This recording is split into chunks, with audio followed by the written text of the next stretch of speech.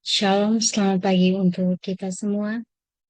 Perkenalkan, nama lengkap saya Maria Yasinta Ina Aron. Saya dari Universitas Katolik Widya Mandira Kupang dengan program studi pendidikan matematika. Di sini saya izin untuk mempresentasikan hasil dari penelitian saya dengan judul Analisis Learning Obstacle Siswa kelas 10 SMA Santo Arnoldus Jansen Kupang pada materi sudut-sudut berelasi dan perbandingan trigonometri di berbagai kuadran. Di sini, sebelumnya, saya ingin menjelaskan terlebih dahulu tentang pendahuluan.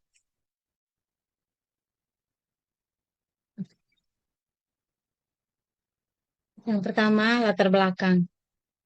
Penelitian saya ini dilatar belakangi oleh masalah yang dimana siswa belum mampu mengaitkan keterangan pada soal dengan konsep perbandingan trigonometri pada setiap kuadran. Yang berikut, siswa belum mampu melakukan operasi penjumlahan dan pengurangan pada bilangan akar. Dan yang terakhir, siswa belum mampu mengaitkan rumus identitas trigonometri untuk menghitung nilai yang dinyatakan. Dan untuk hambatan belajar itu sendiri adalah kesulitan yang dihadapi siswa pada saat belajar sehingga mengakibatkan hasil belajar kurang optimal.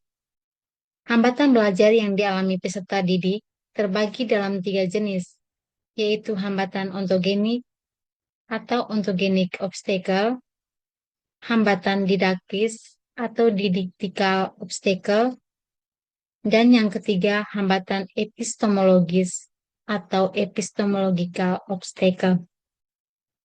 Yang berikut tujuan. Tujuan dari penelitian saya ini adalah untuk menganalisis hambatan belajar yang dialami peserta didik pada materi sudut-sudut berelasi dan perbandingan trigonometri di berbagai kuadran. Yang berikut subjek. Di sini subjek yang saya teliti ada 2, yaitu guru dan peserta didik kelas 10 bahasa SMA Santo Arnoldus Jansen Kupang. Yang berikut metode. Metode yang digunakan dalam penelitian ini adalah metode penelitian kualitatif dengan proses didactical design research. Yang berikut teknik pengumpulan data yang digunakan oleh penulis dalam melakukan penelitian ini adalah wawancara, observasi, dan tes. Yang berikut subjek penelitian. Subjek penelitian ini dipilih menggunakan teknik purposive sampling yang bertujuan untuk memilih subjek yang dianggap dapat memberikan informasi mendalam terkait permasalahan yang diteliti. Yang berikut hasil dan pembahasan. Di sini untuk hasil dan pembahasan ada 2, data observasi dengan analisis hambatan. Yang berikut data observasi. Di sini ada 2, observasi guru mengajar dan observasi kegiatan peserta didik di dalam kelas atau sebelum memulai pembelajaran. Untuk observasi guru mengajar, itu dilihat ketika bagaimana cara guru mengajar di dalam kelas. Untuk mengajar, guru sudah mempersiapkan, sudah sangat baik, akan tetapi ada beberapa hal yang tidak digunakan dalam kelas. Yang berikut, untuk observasi kegiatan peserta didik, ketika melakukan observasi di kelas, siswa masih belum memiliki semangat atau antusias untuk mengikuti pembelajaran. Terlihat ketika guru sudah masuk ke dalam kelas, akan tetapi sebagian besar peserta didik masih asik di luar kelas atau masih asik bermain di luar kelas. Dan ketika guru memberikan catatan atau materi, siswa tidak memiliki alat tulis untuk mencatat apa yang ingin guru berikan atau apa yang berkaitan dengan materi yang diberikan oleh guru. Untuk yang berikut analisis hambatan. Ini berdasarkan penelitian yang telah dilakukan di kelas 10 bahasa SMA Santo Arnoldus Johnson. Peneliti menemukan adanya hambatan-hambatan belajar yang dialami peserta didik dalam mempelajari materi sudut-sudut berelasi dan perbandingan trigonometri di berbagai kuadrat. Untuk hambatan ini ada 3. Yang pertama, hambatan ontogenik. Yang kedua, hambatan didaktis. Dan yang ketiga, hambatan epistemologis. Di sini saya akan menjelaskan mengenai jenis hambatan belajar, dan indikator-indikator yang digunakan. Yang pertama, hambatan ontogenik. Untuk hambatan ontogenik, di sini berkaitan dengan kurangnya keseriusan siswa dalam pembelajaran trigonometri, dan pada saat guru sedang mengajar, ada sebagian siswa tidak berkonsentrasi menerima pembelajaran, melainkan lebih asik bercerita dan sibuk mengganggu temannya. Yang berikut kurangnya kesadaran siswa terhadap materi yang diberikan.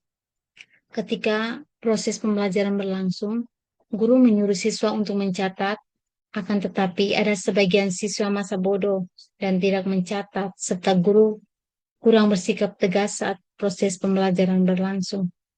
Yang kedua, hambatan didaktis. Siswa belum mampu menggunakan rumus perbandingan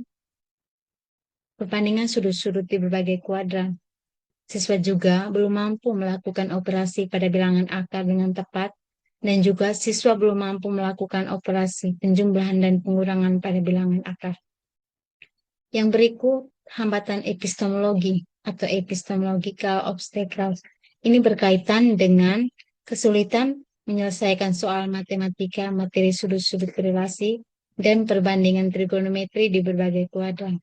Ini dilihat ketika siswa kurang mengetahui prosedur penyelesaian soal, kesulitan menyelesaikan soal-soal non-rutin, serta tidak memahami proses penggunaan rumus pada materi-materi sudut berelasi dan perbandingan trigonometri di berbagai kuadrat.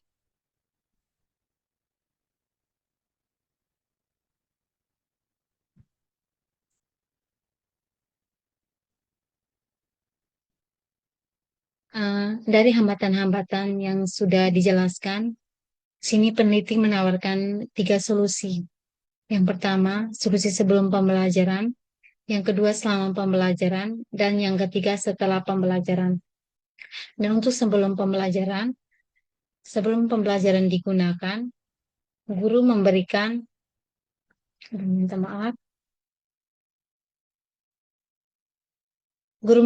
tugas kepada siswa untuk meringkas materi secara tidak langsung. Peserta didik sudah membaca dan mempunyai gambaran terkait materi yang akan dipelajari. Dan di sini, untuk sebelum pembelajaran, itu guru harus sudah memberikan tugas atau meringkas materi supaya siswa sudah mempunyai gambaran terkait materi yang akan dipelajari. Terus yang kedua, alternatif lainnya, guru bisa mengirimkan materi sudut-sudut berelasi dan perbandingan trigonometri di berbagai kuadran ke siswa sebelum proses pembelajaran berlangsung atau proses pembelajaran dilakukan. Terus untuk hal ini dapat membantu siswa untuk memiliki kesiapan yang cukup dalam mengikuti proses pembelajaran. Selain itu, guru juga bisa melakukan kuis sebelum memulai pembelajaran untuk memacu fokus dan konsentrasi siswa. Terus selama pembelajaran berlangsung, guru bisa membagi peserta didik dalam kelompok dengan menggabungkan peserta didik yang mampu dan peserta didik yang kurang mampu dalam satu kelompok agar mereka bisa saling membantu dalam proses belajar. Dalam penyampaian materi, guru juga perlu menjelaskan materi secara terstruktur dan detail sehingga tidak ada pemahaman konsep yang salah pada diri peserta didik. Selain itu, guru juga perlu memperbanyak diskusi kelompok untuk meningkatkan antusiasme peserta didik dalam belajar. Yang ketiga, setelah pembelajaran. Setelah pembelajaran, guru memberikan latihan atau tugas yang dikerjakan siswa. Hal ini dilakukan untuk mengetahui dan mengukur pemahaman siswa terhadap materi yang dipelajari apakah sudah baik atau masih kurang.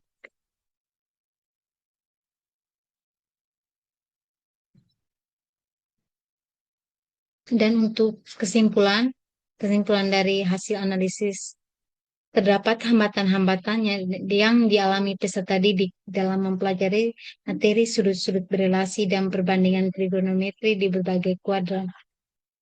Hambatan yang dialami peserta didik tidak hanya berasal dari dirinya saja, tetapi juga dari guru dan lingkungan belajarnya.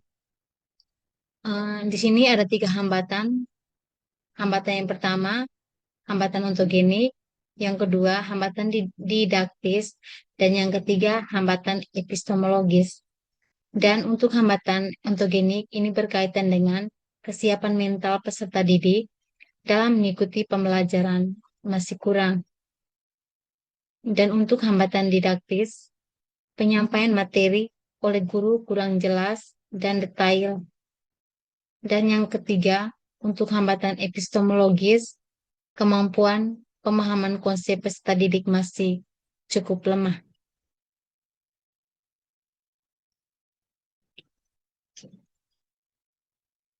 Sekian hasil presentasi penelitian saya. Saya ucapkan terima kasih.